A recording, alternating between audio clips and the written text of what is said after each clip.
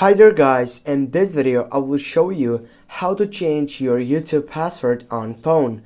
Firstly, get up into your application, tap on your profile icon, then go for settings, and as you can see here you have many options to get up into that section, and which option is here related. When you go to the general, you're not gonna find out that section which is to get and change your password.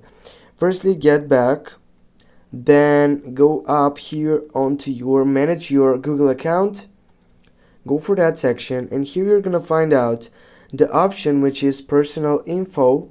Here you're gonna find out all these informations which are related into your profile, and also write down it is the password section. Just click on that password, and here you're gonna be able to type firstly your password to get up, and then add your new password and check it out, the new password. And that is, guys, thanks for watching. Don't forget to hit that like and share the video. See you soon.